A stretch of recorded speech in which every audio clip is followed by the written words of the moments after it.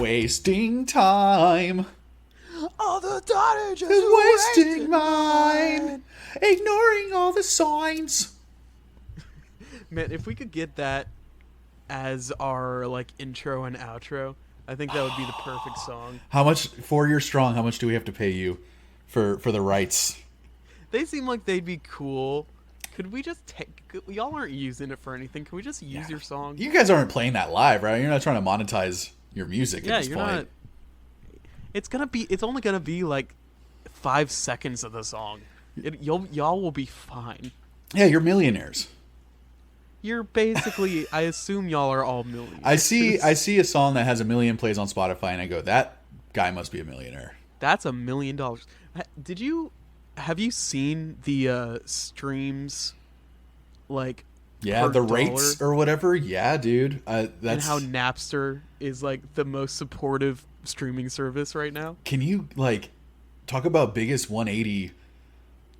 Right, like, who knew? Yeah. Who could have ever known? Who knew Napster was still a thing? I didn't even know Napster was... I thought it was defunct. Maybe that's why it's so high, is that they can, like, yeah, we have 10 people listen to our app 10 times a day, we can afford to give artists more. Yeah, we have 10 billionaires that use our apps. But it's like, it's crazy that how many plays you have to get a buck, you know? Yeah, on any service. Wasn't Spotify something like 1/100th of a penny or something like that for every play, or 1/10 of a penny? It's something like that, and this is something we've known for a long time, but it's not like we've ever had. I've never seen like all the services lined up. Yeah. Here's the number of plays and stuff. We've never seen the stats. And somehow that got out recently in the last few weeks. Like, I saw T-Pain shared it on his I'm sure they definitely didn't want that to be public. No way. And T-Pain was putting it out there, sharing it on his Twitter, I think, to be like, you know, there are other ways to get your music out there and other ways to make money. Like, you can't rely on streaming at all. No, I mean, when we put our stuff on like Spotify and all that, we didn't expect to make a single dollar. I'm not sure we have made a single dollar. We've made, I mean, I think we got, you know, something like 1,000 plays, and we got like $24 or something like that. But in any case, like, that seems like too much. That can't be the case. Much. Yeah, that can't be the case. 1,000 plays? No, dude. Dude, everyone needs a fucking Patreon now. It's like, I'm waiting for every musician just to come out with their own streaming service, like all the fucking TV channels. Well, I mean, Jay-Z did try to do that. Yeah, there's Tidal, right? I don't like. Is it still around? It might be, but I don't remember anyone for sure. Into it. I think it was the second highest paying streaming service, because that was their whole thing when Tidal started. That's why Jay-Z started it, because he wanted artists to get paid more. But even then, I think they got paid like a penny a play, or I don't want to say it was 10 cents a play. I'm trying to remember the decimal point, you know, but either way, even 10 cents a play. I'm waiting for White Stripes Plus, you know, a streaming service of just White Stripes. I'm waiting for Black Keys Max. Waiting for Styx streams. Yeah, Fat Records FM. Whatever. It's gonna happen, dude. You know the record companies are trying to figure out, how do we make our own. Let's stop using Spotify, let's make our own fucking thing. Oh man, it's gonna happen. Yeah, it's inevitable, it seems. You know what's weird is that I never even thought about that until now, and it makes so much sense. But I mean, I'm smart.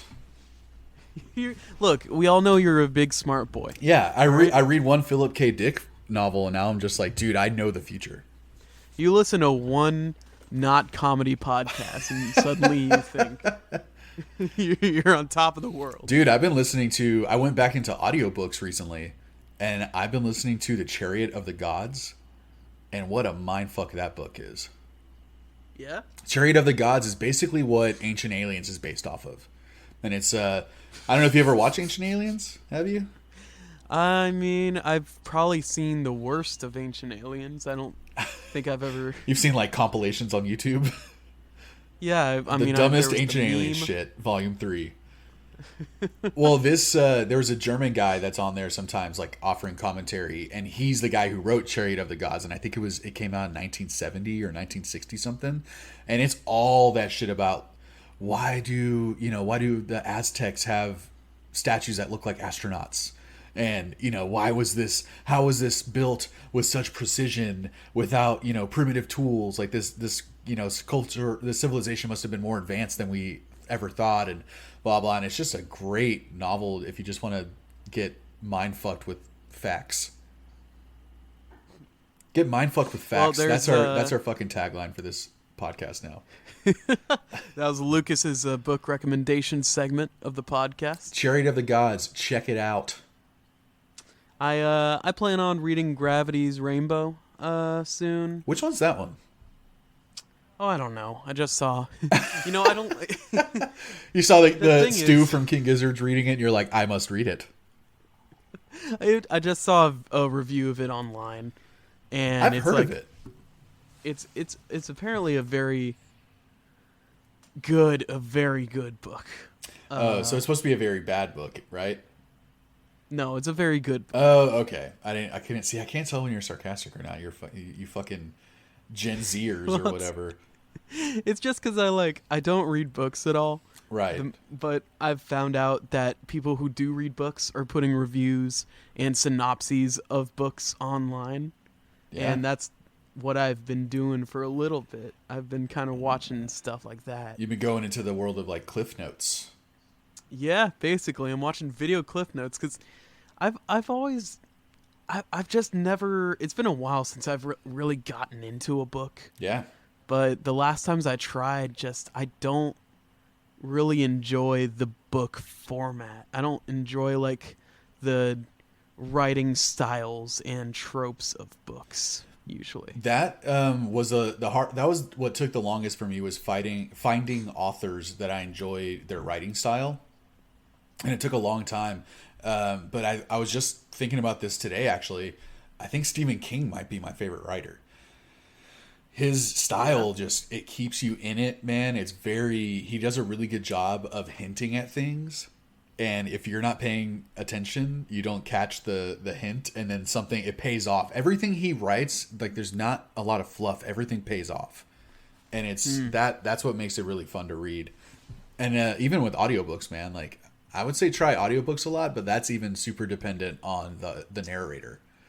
If I listen to an audiobook, it's going to go one ear and out the other.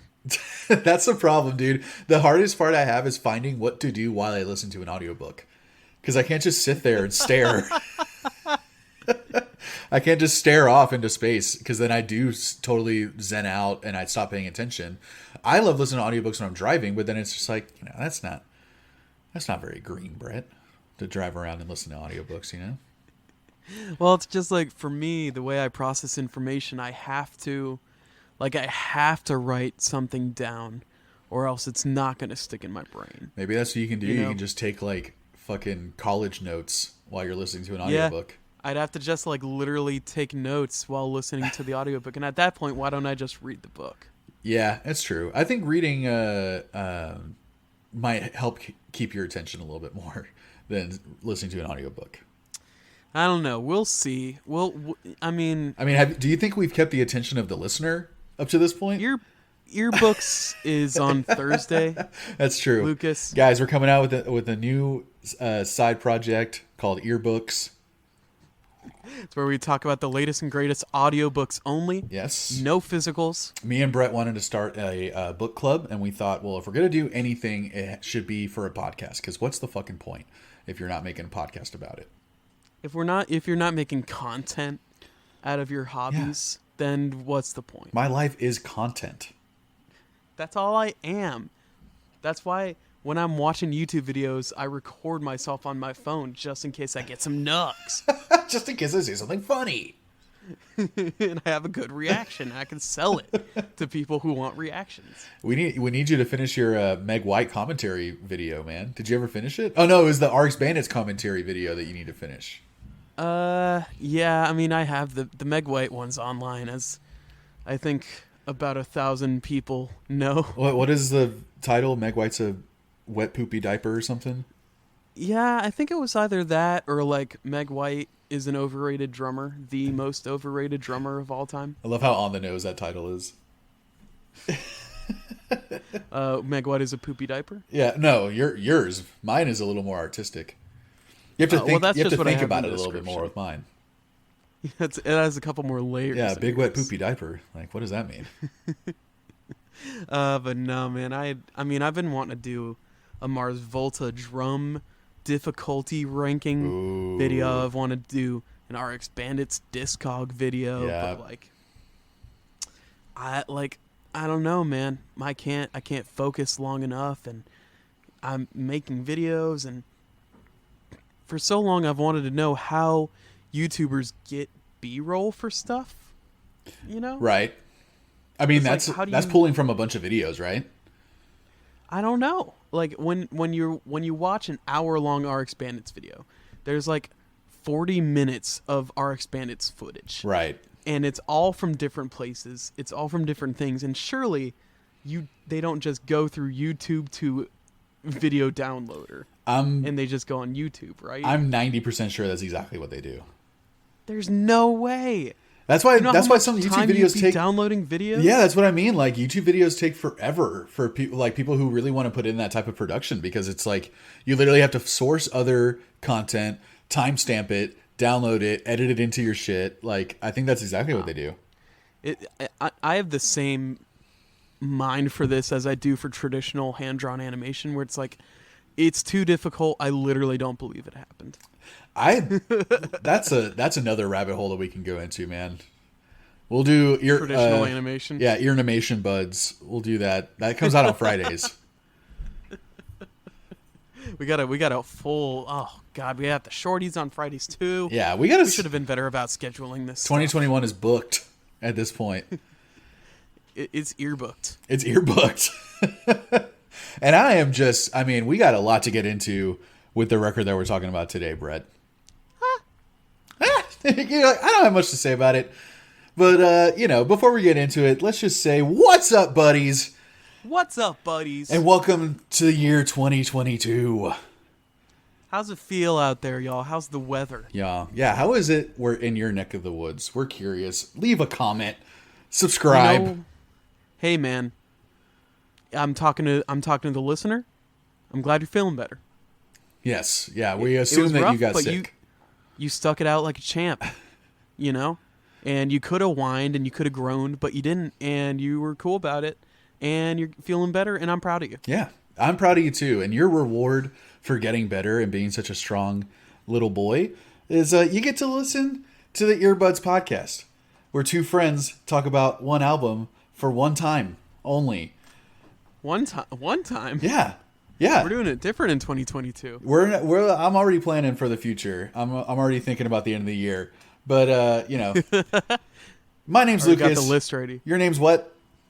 Brett? Brett, that's right. Let's fucking get into it, man, because today we're talking about an album that I brought to the table, and I'm super curious what Brett thinks about it. It is called Enemy of the World by 4 Year Strong. The main thing I was thinking about every time I listened to this album was this question that I'm going to ask to you, Lucas. Why did you decide that this would be the first episode of the year? Honestly, it was almost picked at random.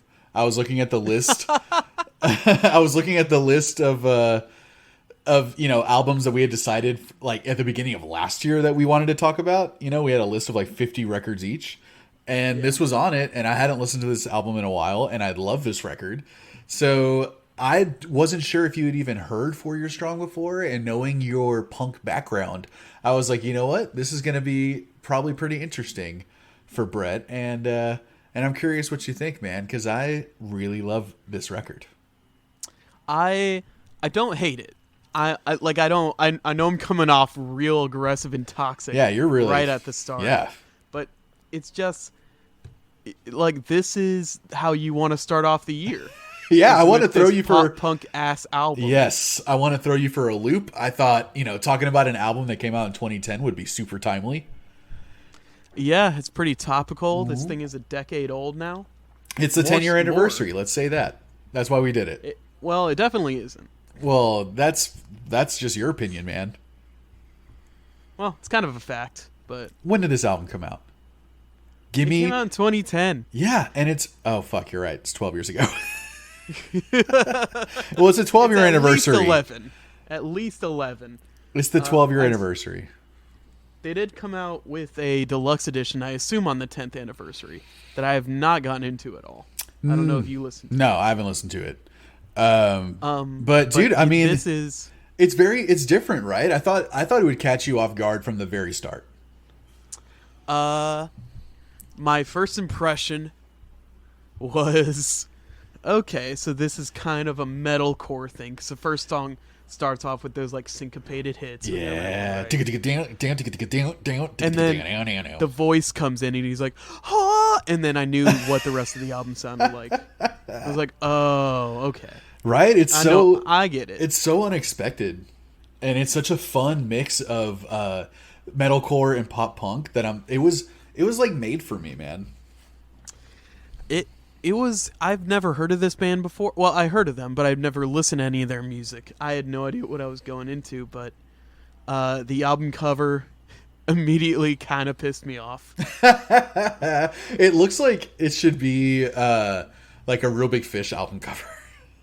It's so goofy and stupid. And to be honest, if I had seen the album cover, I wouldn't have listened to the record based off of the album art at all. No, I definitely wouldn't have either. I would have actively avoided it because of the album art. There's something about this specific genre of album art where it's the guys and they're like, I don't know. It's like it's very cartoony. There's one guy that's like has wings and he's flying around wearing a Speedo. Another guy who's a Minotaur with like a fucking AK-47. Yeah, they all have guns. They're on top of a robotic shark and they're like, how crazy can we get? It's like I think they're kind of emulating a little bit the metalcore scene at this time too, because you think of bands like Attack Attack and Devil Wears Prada and like A Day to Remember. They all had those like really bright colored monster art, like really like graffiti colored monster art. It all looked very comic booky, very like 90s animation looking, and I think they're kind of emulating that a little bit. But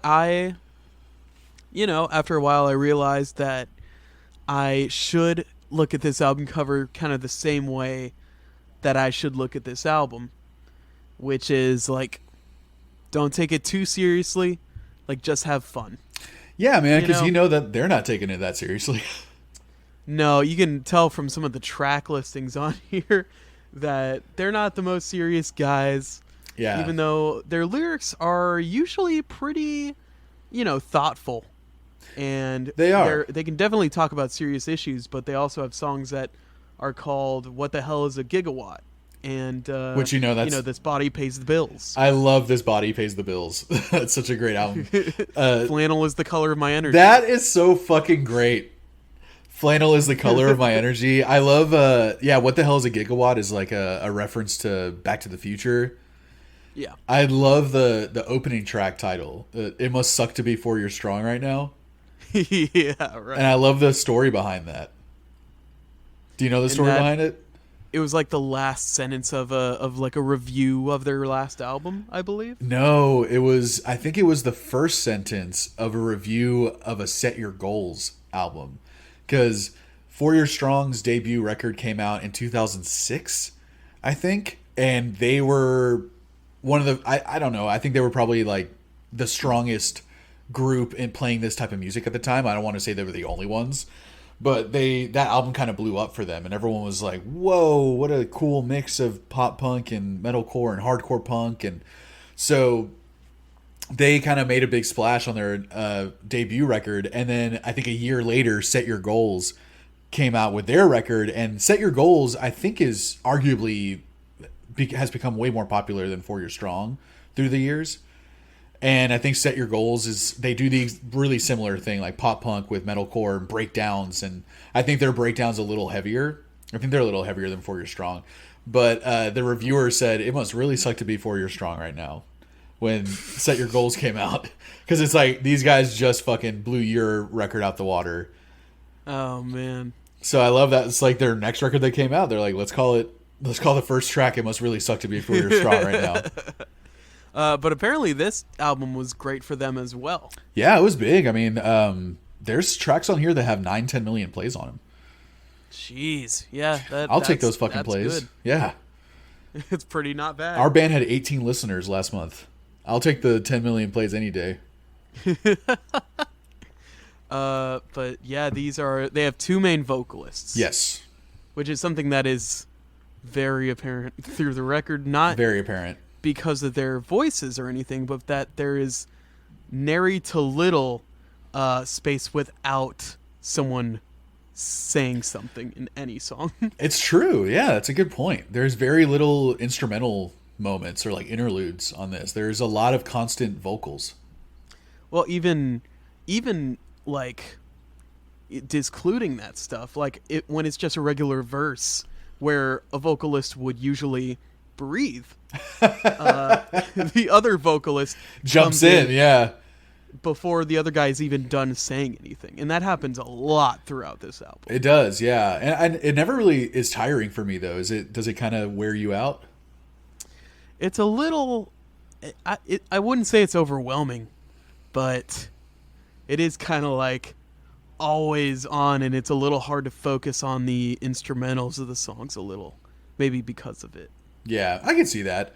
I love it, but I do like one guy's voice over the others, and it's unfortunately I don't know who's who. But I do like I would say he's the main vocalist.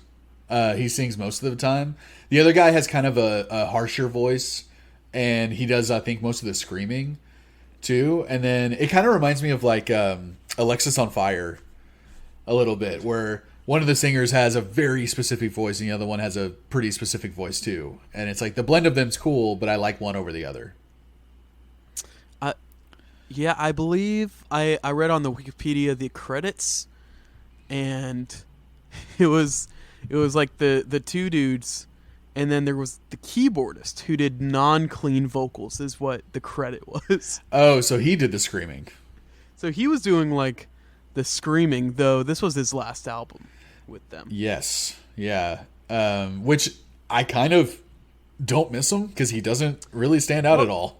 No, he really doesn't have any outstanding or even regular standing parts on this record. Yeah, he definitely flies under the radar, the keyboards. The few times that I could point it out was fine, but I don't think it really added anything at all, even when I could hear it.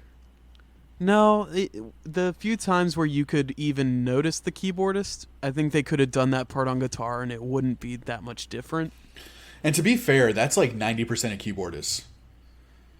Like Yeah. And I love synthesizer. We both do. So I want to hear them shits. Turn them up. Maybe it's Put them in the mix. I don't know. Were they too scared? Were they too scared for anyone to hear the keys in this stuff? To be fair, this music doesn't need keys. It doesn't need synth. No. Yeah. No. When I was surprised to find there was a keyboardist in this band when I looked it up, and I'd already listened to this album like twice. Yeah, for sure. I had listened to this album many times before preparing for this podcast, and the keys just really, there was one or two moments throughout the whole record that they stood out to me. But I mean, despite like how quiet they were in the mix, I will say overall though, the production on this album is fucking awesome. I mean, the drums sound fantastic for sure. How good are those drums, dude? They're nice, and they're exactly what you want these drums to be. They're big, punchy. Yeah. They're tight. And then the vocalists are also really good. I mean, they're like the main priority in the music, like most other songs. Yeah, they can, and I love that they have group vocals where they're harmonizing sometimes, so it sounds like a lot of people in the band can sing. You know, I respect that. Like in Wasting Time, the ooh. Yeah, they have the kind of ooh, ooh, stuff in some songs. They did a cover of So Much for the Afterglow by Everclear. And that whole intro of I don't know if you know So Much for the Afterglow, but it's all vocals at the beginning. And they do like a 4-part harmony in their cover of it, and it sounds awesome. But yeah, too many vocalists in this band. I know, man. It just seems like these guys are so in sync. Like, because you talk That's about true. the crisp, everything is so crisp and they're so tight.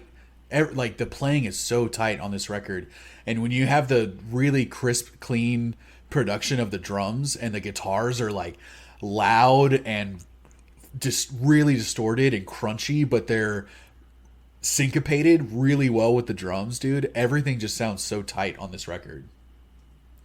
Yeah, I mean it has to be tight, right? The metalcore elements of it require it to be tight. Yeah, but they do it so well. They do it so well, and it sounds like they practice so much. Because there's so many little digga-dun, so many little like hiccup beats that they mix in, you know, and they pull it off so well. And their album that came out before this, which was called Explains It All, it was a 90s cover record. And if you haven't listened to that, I mean, they cover like Fly by Sugar Ray, Okay. and Ironic, and In Bloom, and a bunch of other songs, and they totally make it their own, and they're really good covers. And they cover Spiderwebs by No Doubt. Ooh, okay. They have horns on it. It's great. Yeah, I might check that out. That one's a good one. And my favorite is how that song ends, because they don't cover any metal songs on the record, but they end Spiderwebs with a fucking Pantera riff.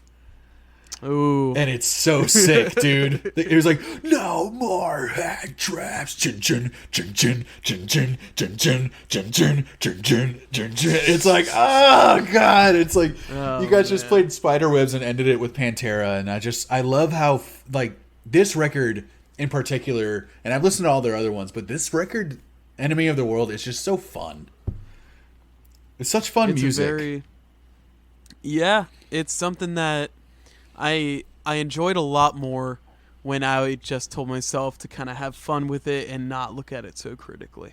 Yeah, if you take it too seriously, you're gonna hate it. I read reviews of this record where one review was raving and saying they loved it and it was so much fun and blah blah, and the other review was like, this is not metalcore, this is not pop punk, this is not hardcore punk, like what the fuck is this? I hate it. Like they're almost a joke, blah blah, and I'm just like, yeah, it is kind of a joke. That's kind of the point. Most of their songs are just like fun. Yeah, it's stuff that you just like, it's perfect audience music if there was such a thing as like arena pop punk. Right? Because it's so catchy. There's so many sing-along moments. There's you scream along with the lines. Yeah. There's a good amount of gang vocals. The choruses are always, you can just imagine people all singing it together and stuff. Even on the songs that are are weaker for me, and I still enjoy them, but I just kind of, they don't stand out as much. They still have ridiculously catchy choruses. The verses might not keep me in it, but like something like Paul Revere's Midnight Ride has such a good chorus, but that song is kind of like, probably one of my least favorites. Yeah, I think there are definitely some less memorable songs on here. Yeah, and I would say that's more towards like the last third of the album for me. Yeah. It falls off a little bit, like after One Step at a Time. Sure. I feel like, and I mean, after a song like One Step at a Time, which is a great song. Yeah. That chorus, dude. Because it's like, what is it? It's warmer where you are. How does that go? I mean, while we're on that song, I love the lyrics. I love every year, like, every year November gets closer and every year it gets a little bit colder. Yep. I thought that was just a cool line, and knowing it's very emo. The story behind this song, where it's the one of the members' like brothers died from cancer, I believe. Yeah. And then they write such a like touching pop punk song that's also so catchy and fun. That chorus, though, right? And it's like, 'cause I know it's warmer where you are, is so catchy and emo, and I love it. There's just no way I could ever write this music, because there's no way I could write a song like that and I could write those lyrics, and then I could like, let's put a fun riff in here, you know? Yeah, like imagine writing a fun song that means so much to you, and it's so, again, like so catchy, and that chorus, it's like you can tell there's so much like I prefer the major songs on this record. They're just more fun. I don't like the minor key songs as much because I just like I want them to be catchy and fun. You know, that's the pop punk part. But this is one of those that's like minor key. You can tell that they're a little more serious on this song, and that chorus is just so well composed and so catchy and such a beautiful melody that I knew that there was a story behind it without knowing, you know? Right. And I feel like it's after that where it goes into This Body Pays the Bills and Paul Revere's Midnight Ride and Flannel is the color of my energy, which are not bad songs at all, but they don't stand up to some of the other ones on this record. They definitely don't stand up to that one in particular. Yeah, well, I mean, fucking, it sounds like we have a choice nug here. Maybe not. Okay, interesting. Should we get into it? I think it's about time, man. I mean, is there anything else that you wanted to say as a whole about the record? As a whole, I said this a little before. The lyrics are surprisingly thoughtful, I think. They choose to be inspiring more often than not. They choose to try to encourage courage. Yeah, for sure. They're very uplifting a lot of times. Right. Yeah. Even when they're, talking about depressing stuff like that, I think they always try to have an optimistic turn on it, which is something I appreciate and something I don't really see a lot in the music I listen to, at least. Yeah, for sure. And I think it's something that it's commendable that you can write, a really good pop punk song, something that's going to be universally catchy and, be able to write on such a serious topic. And then when you actually start paying attention to the lyrics, you're like, oh, these guys are like pretty fucking positive and optimistic. And that you don't hear that a lot in music, especially music I like. I fucking hate positive music. Right. I certainly couldn't write. I've tried to write positive songs and none of them have sounded good yet. I'm going to keep trying, but God damn it. Well, I wanted to say that I was a little worried that you were going to be upset by the excessive use of the double bass on this album. Because they use it a lot. No, I think the only time I'm really upset at double bass is when it's every chorus. Right. And it's just the simple excessive patterns that annoy me. Okay. When they're just using it to sync up with some fast hits, that doesn't annoy me or anything. Okay, good. Because immediately after I suggested this record, that's what I thought. I was like, oh no, I just said a super double bass heavy album. Nah, I'm not so staunchy. All right. That I'd be mad. Because also, I mean, you can see that there's a lot of musicianship. You can hear it on this album. So the drummer's not relying on something. He's not falling back on something. He's a great drummer. No, yeah. On Wasting Time, he does use a lot of kick, but he's also doing a lot of other stuff. Yeah, for sure. And I think before we finally go into the choice nugs, the last thing I wanted to say is, I mean, the overall, there's a through line on this whole album that just sounds very 90s to me. Did you pick up on any of that? I was at max 4 years old during the 90s. So it's hard to tell. So you have no idea. Well, to me, it just sounds super, super 90s. Almost like the only comparison I could think of was if Sixpence None the Richer decided to make a punk metalcore record. Kiss me, dude. Yeah, under the milky twilight. Every song sounds like "Kiss Me" to me. The melodies. What are you talking? I don't know, about, man. dude? I have synesthesia in a weird way, in a different way that's not really synesthesia, where it's I hear something and I just grab onto what does that remind me of, and it's always random and no one ever agrees with me.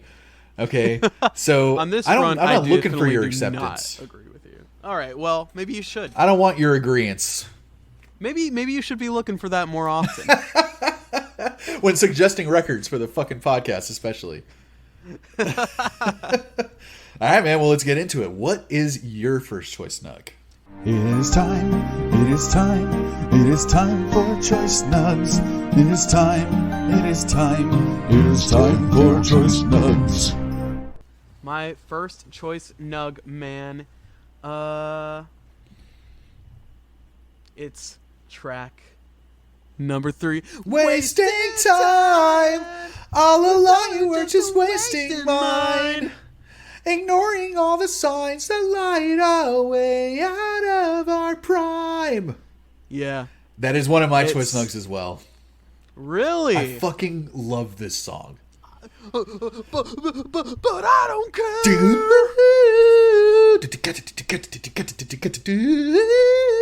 That's This so is definitely fun. one of those major songs. Yes, dude. Probably the most major song on this record. It's so fucking happy sounding. It's so catchy. Well, if I remember correctly, it's kind of about this certain era that they lived through, like the summer of 2003 or whatever, and it was like the best time of their lives. And yeah, I think everyone has that summer, right? I guess it remains to be seen for myself. You haven't peaked with your summers yet? I haven't peaked yet. I'm still rising up, baby. You're just bubbling right now. But I mean, I don't know, if I was in 4 Years Strong, I'm sure my summer 2003 would have probably been the best one too. Probably, man. Yeah, I love the guitar, the super simple guitar during the verses. Right. Just singing, like playing one notes. The drums sound so fun on this record, on this album, or on this song specifically. Oh yeah, it's just he's just kind of riding on the toms while the double kick is going, doing these weird like snare fills. And then when the chorus like busts out finally, and they go back and forth from doing like 4/4 time to just like cutting it in half. Yeah, right. And the oohs and ahs are so fun, man. They're way too good at their oohs and ahs, man. I know. They almost sound like AFI on some songs. Like Tonight We Feel Alive was very AFI-ish for me at times with the woes. But that fucking the last minute of Wasting Time is, how fun is that, dude? I mean, that's a last song in the nasty bar. Yes. Type of song for sure. That's like all my pop punk friends. I just want to get drunk and sing this song at the top of our lungs. It's kind of like, dude, I tried it for, ask my friend Chris, who has known me since I was 8 years old. Ask him how long I've been trying to make, oh man, what's that Flogging Molly song that everyone loves? Drunken Lullabies? Is it drunk? It's the one that's like, he's singing in the beginning. I'm back to thought, and I lost my leg. No, that's Dropkick Murphy. That's Dropkick Murphys. Oh my god. In the meantime, oh my god. I'm gonna give a little hint to what my next nug is gonna be. Oh, okay. Drop a little hint on me here. It's not within the first 10 songs. And there's 11 songs on this record. So what does that tell you, Lucas? That tells me that we had the same two choice nugs on this album. Let's go. We are synced up at the beginning of 2022, the new year. It is, I mean, it's about goddamn time we had the same choice nugs again. I'm glad it was for the first episode, because now for the rest of the year I don't have to worry about it, and I could just choose whatever trash songs I want. Yeah, that's true. You can, like, we don't have to agree for the rest of the year now. But before we get into that song, it was the Flogging Molly song that goes, his eyes, they closed, and his last breath spoke. He had seen all to be seen. A life once full, now an empty vase, with the colors of his early grave. Walk away, me boy, and by morning we'll be free. Wipe the golden tear from your mother, dear, and wave what's left of the flag for me. Then the rosary beads count the 1, 2, 3. So I tried to get that going as a drinking song with my friends for like 10 years, and no one ever bit No one ever got on the hook. No one ever wanted to do it. And I was like, guys, come on. This is a tradition. We sing this song because we're drunk. And no one ever wanted to do it. It's a tradition of you. Hey, that's what I get for trying to start a goddamn tradition with my friends. They just shut me down. Well, I'm sorry to say that I have not heard that song. I couldn't do it with you if I wanted. Oh, man. It's a good one. It's a classic Flogging Molly song. But before we get into our second choice nug, did you have any honorable mentions? From Enemy of the World by 4 Years Strong? You know, One Step at a Time is a really good song. It's a really good song. And I liked It Must Really Suck to Be 4 Years Strong right now. Great opening track. But when it came down to it, I landed on these ones pretty quick. Yeah, I did too. And they've been my favorites on this record since the first time I heard it. And it didn't change this time around. But I will say I love both of those songs also. And I like What the Hell is a Gigawatt a lot. That's really, really catchy. I love when the drums are doing a half beat of what the guitars are doing. Like when the guitars are strumming super fast and the guitars are going half, or the drums are going half. I'm such a sucker for that. So like I love that part of that song too. And I was gonna say I'm not really a big fan of the bridges. I don't think they have great bridges on this record, but they do the bridges that are basically metalcore breakdowns. I love. Of course. Like 19 with neck tats and stuff. I will be remiss if I don't mention my favorite part on the album. My favorite little thing on the entire record on 19 with neck tats. Mm-hmm. It's time to find to bring it back down. Dude, right? It's so catchy. That's my favorite part on the entire record, is that little vocal. Down. Oh, man. I love that. I love when there's like just a tiny half-second moment like that you just like glob onto. Ugh. I think they do it like in the next song, like a little bit, but no, I had to mention There's nothing left to say. Yeah. That's the kind of vocals that I want to be doing in my songs. I know. When they do like the pop punk. Head back town. And my favorite line is on the spot he pays the bills, and he goes, "You couldn't hit a fly if you were standing on a pile of shit." Yeah. That's a great line. All right, man. Well, both our second choice nugs. We had the same two. Enemy of the World. Enemy of the World. I mean, how could you not choose it? It's triumphant. It's epic. That fucking Queen intro. Right, and it has those like... It has them doing those harmonies throughout the song, you know. And then he has that... If you're right from the start that we're in this together... Yeah. So like... It kind of like stop and starts at the intro. So hype, dude.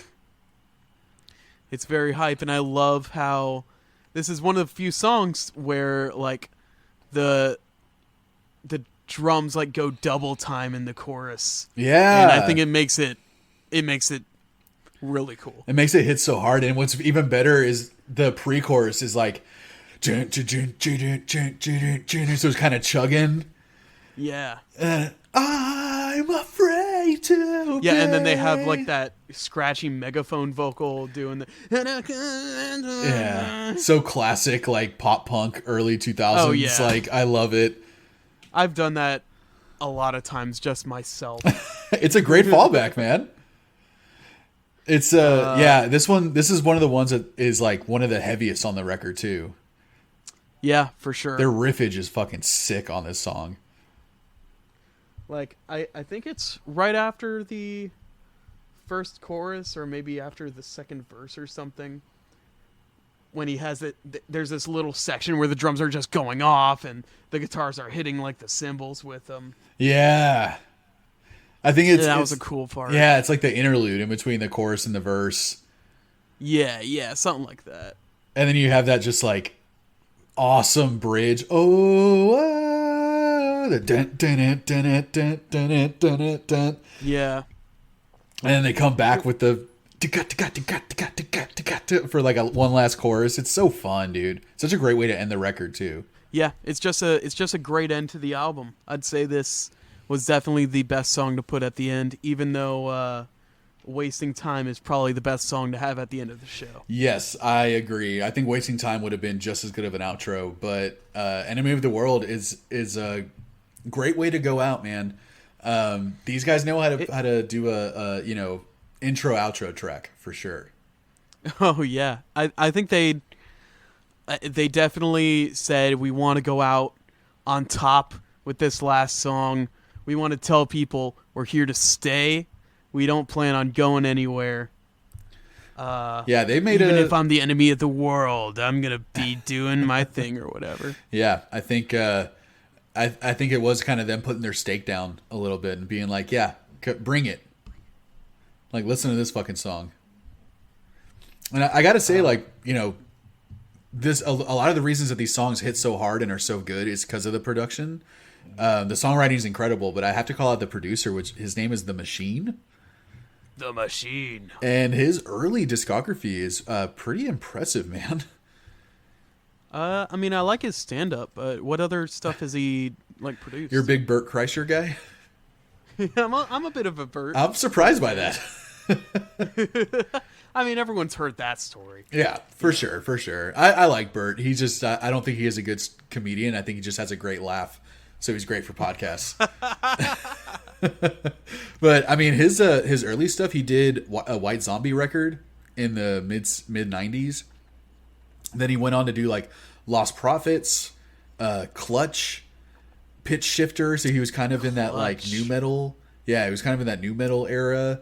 And then he did King Crimson, a few of their records. And then you go into like, what? Yeah. And then he did Lamb of God, Every Time I Die, Mindless Self-Indulgence, Fallout Boy, Armor for Sleep, Gym Class Heroes. Jeez. Okay, so this guy's just been around. Yeah, man. He did my favorite Haste the Day record. And then he goes on to like Suicide Silence, 4 Year Strong, Kyoto's, Protest the Hero.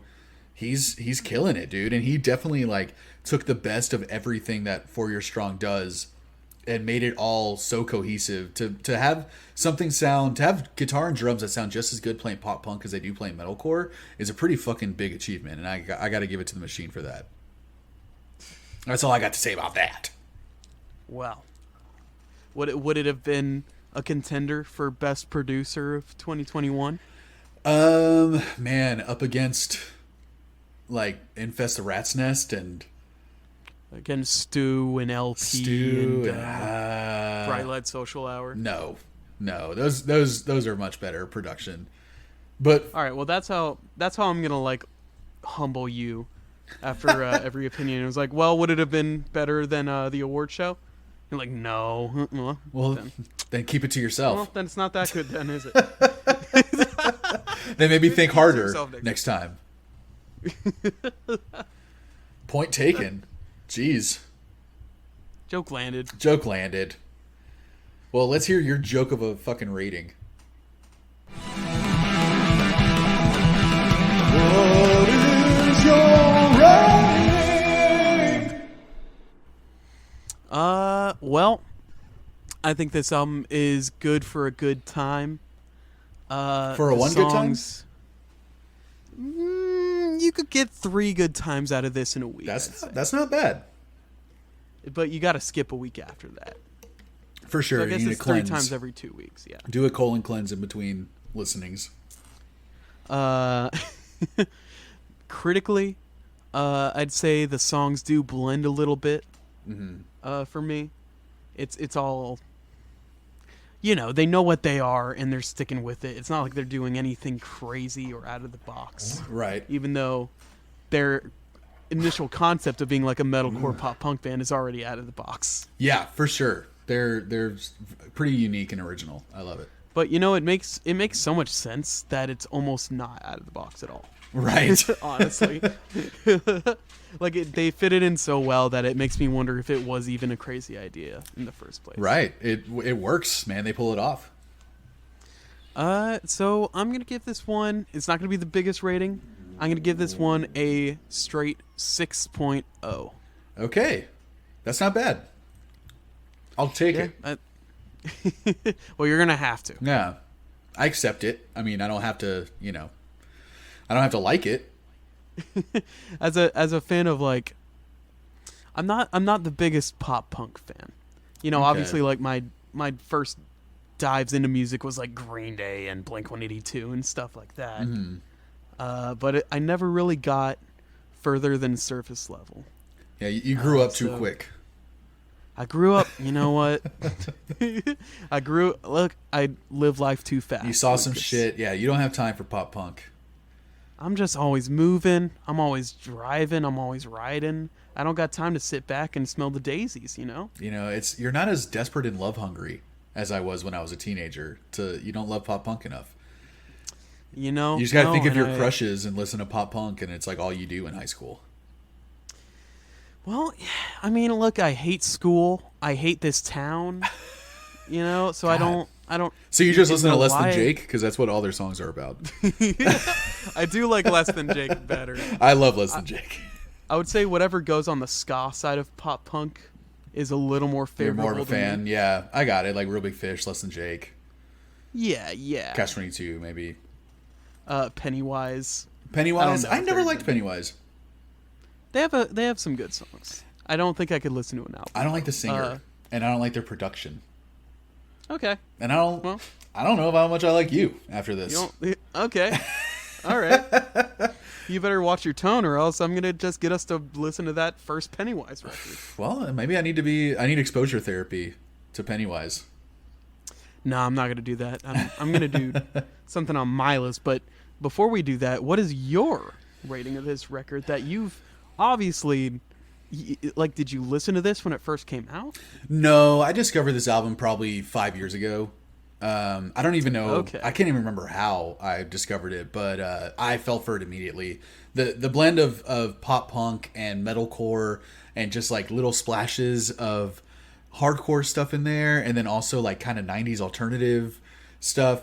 It's almost like it was made for me, man. Like I said at the beginning of the episode, there's nothing to dislike about it. It's so much to offer for me, and I enjoy it, and it's so fun. But I will agree that their songs do kind of blend in. There's a lot of times where I'm listening to them, and I don't know what song I'm listening to until the chorus. You know, so their choruses are very unique, and they stand out, and they're all really good. But there are moments where I'm just like, I don't know the titles of any of their songs, but B, it's kind of like, okay, this is just more of the same, and then it gets to the chorus, I'm like, oh yeah, I love this fucking song. You know, so there's a lot of those moments, and the last third of the record is a little weaker for me. I don't really like those songs as much, even though they're not bad at all. So I'm gonna give this a rating of, I was gonna give it a 7 point something, but I gotta say, like, I'm gonna give it an 8.0. Wow. Yeah. Okay. Because you bumped it up at the end there. I did, because I thought a 7.8. I love it more than a 7.8, but to give it higher than an 8 for me is kind of like a little dishonest. As much as I like this record, I don't think it's that good to get it higher than that. But I still love this album a lot. All right. Well, there you go. There you go, buds. Thank you so much for listening to this episode.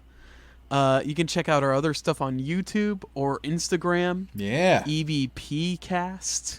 We have a little website. Anywhere you can find podcasts is where you can find any of our stuff. We might have a new fucking logo coming out soon. Keep your eyes open for that. We might be able to finagle a new intro/outro by the time this episode comes out. That's a big, Ooh, okay. but we'll see. Well, thanks for listening. We buddies. got 4 Years Strong has got to email us back, so we're kind of We're still holding out for wasting time. Yeah. Get at us for your strong. If anyone's listening to this that knows them, just send them a note. Send them a note on our. Just text them on our behalf. real quick. Yeah. Well, what do you want to listen to next time, man? Because we're trying to get guests on here. It's hard to schedule this shit. Our friends are busy. We're trying to get people on. So you might just be forced to listen to us, just the two of us again, on the next episode. And in case we can't get our friend on here that we've been trying to schedule, what would you want to talk about on the next episode? All right. So if we can't get our guest, which seems more likely than not, Right. we are going to listen to something I've given you a little preview of previously. It's by a band called Diablo Swing Orchestra. Ah. and it's an album called Pandora's Pinata. Dang, you're gonna put me on a swing album for the next episode? Oh, it's a whole lot of things, Lucas. Oh boy. Oh, I remember this band now. Oh, holy fuck. All right, let's get into it. Get ready. I want to start this year off with a bang. Let's get into it, man. This is gonna be crazy. All right, buddies. Listen to Pandora's Pinata by Diablo Swing Orchestra before next week, okay?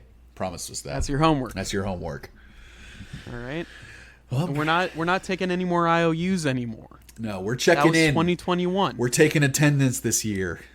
The principal got on our ass last year about how chill we were. We're losing our state funding.